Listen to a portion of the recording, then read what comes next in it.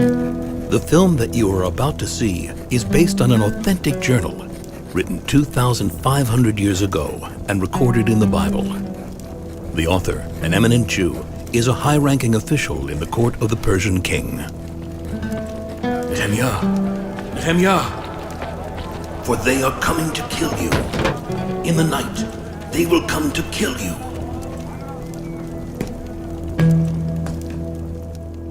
It all began in 538 BCE, when Cyrus issued a proclamation that caused great elation among the Jews.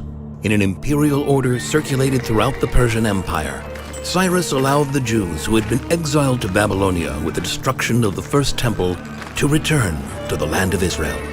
After 70 years in exile, tens of thousands of Jews left their home and went up to Jerusalem. But soon the enthusiasm faded, the stream of migrants dwindled, and those who arrived in Jerusalem found a city in ruins, its walls broken down, isolated and destitute. The Jews became easy prey for the surrounding nations. As hostilities mounted, life in Jerusalem became unbearable. The dream of the return to Zion was on the brink of collapse.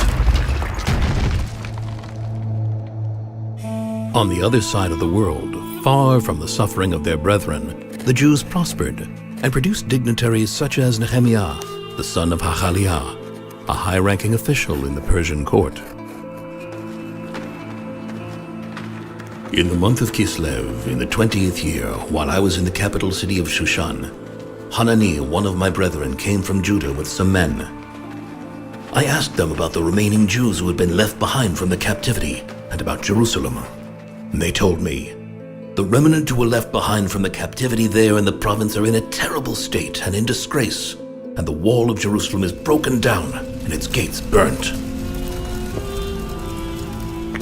Distressed by the words of his brethren, Nehemiah wanders restlessly through the halls of the royal court, crying and praying. In the month of Nisan, in the 20th year of King Artaxerxes, when the wine was set before him, I took the wine and gave it to the king.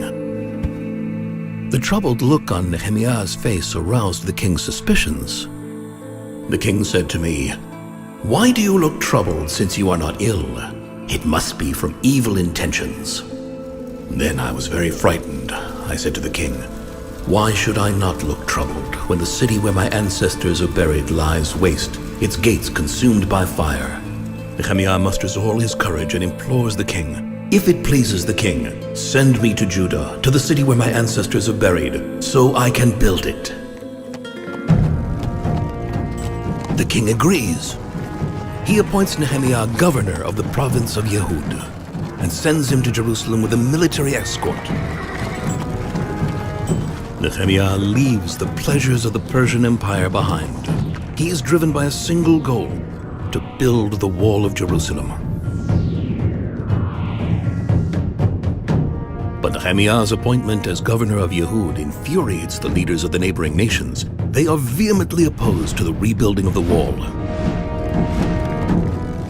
When Sanballat the Horonite and Tobiah the Ammonite servant heard, they were very distressed that someone had come to do good for the children of Israel. They refused to let Jerusalem once again be the center of life of the Jewish people. Therefore, when Nehemiah arrives in Jerusalem, he slips out secretly to check on the state of the wall. So I came to Jerusalem and was there for 3 days. And I arose at night, I and a few men with me, and I told no one what my God had inspired me to do for Jerusalem. And I had no animal with me other than the animal I was riding.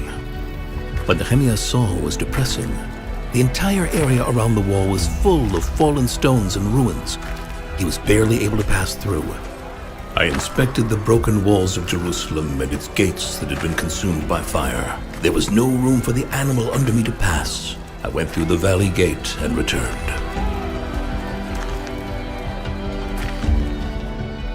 Right here in the area of the ruined wall that Nehemiah inspected, archaeologist Yigal Shiloh found a massive rockfall from the wall and the houses of the city. Turns out that when the Babylonians destroyed the wall, they also destroyed the network of terraces supporting the homes of the city. All the houses collapsed and the stones fell down the hill. Without a wall, there is no security, and without security, it is impossible to survive. But rebuilding the wall seems to Nehemiah an impossible task.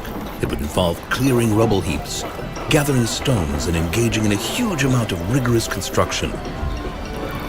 It would take a lot of hard work and time, and there is no time.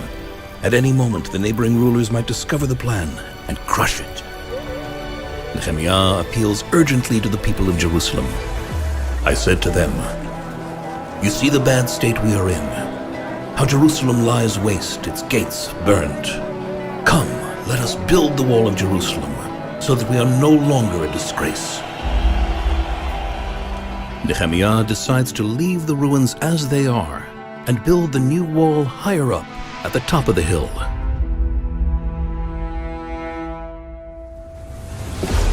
The entire plan now depends on the inhabitants of Jerusalem.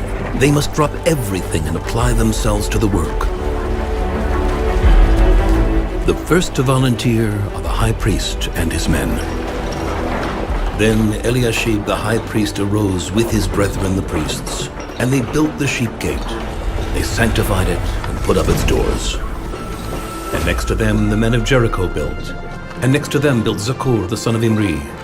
The sons of Hasnaah built the fish gate. They laid its beams and set up its doors, its bolts, and its bars. And next to them, Merimot the son of Uriah, the son of Hakotz, fortified. And next to them, Mishulam the son of Berechia, the son of Mishai-Zarel, fortified. And next to him, Zadok the son of Baana, fortified. And they restored Jerusalem all the way to the broad wall. High on the hill, above the layer of the destruction of Jerusalem, the excavators uncovered a part of the wall and tower, apparently from the Persian period. The archaeologist Eilat Mazar believes this is a segment of the wall built by Nehemiah.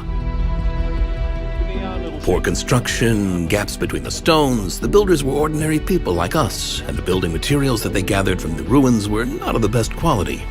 Nevertheless, the wall they built survived the entire Second Temple period, more than 500 years.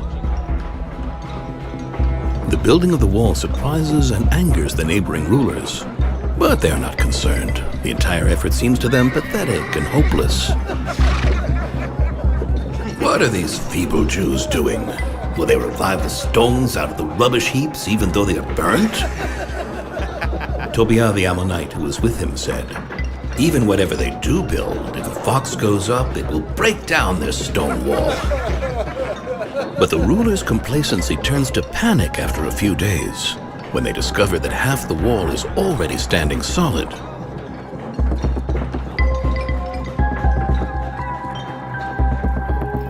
Shocked by the pace of the work, Sanballat and his friends hatch a plan to send armed men to infiltrate the builders and attack them while they're working.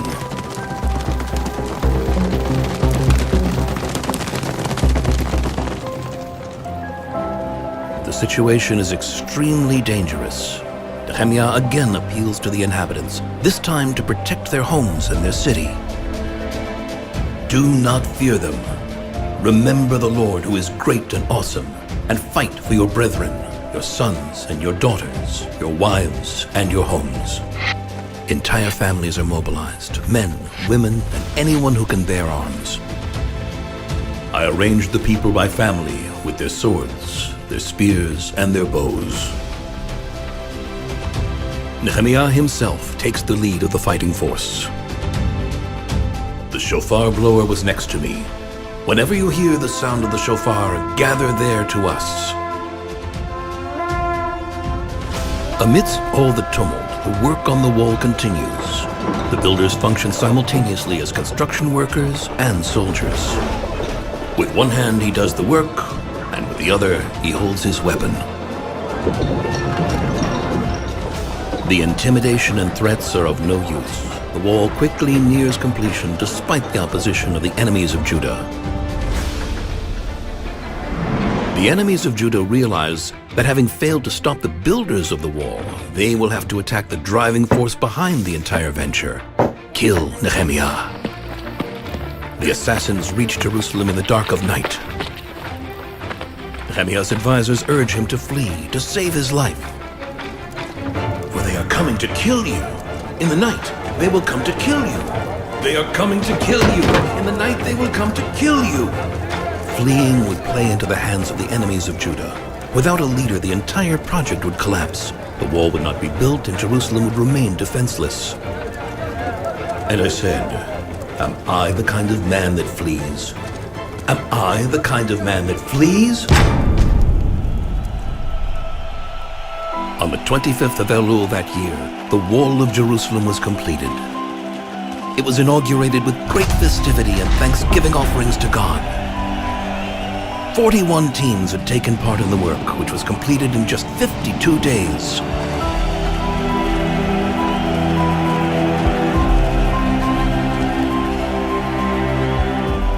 The wall gave the inhabitants security and the hope that out of the ruins, Jerusalem would rise again as the center of life of the Jewish people.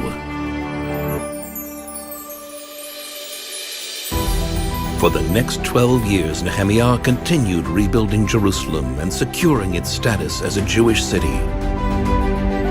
His work was an inspiration to the Zionist movement and the rebuilders of Israel in the modern age. His journal, the Book of Nehemiah, is one of the books of the Bible.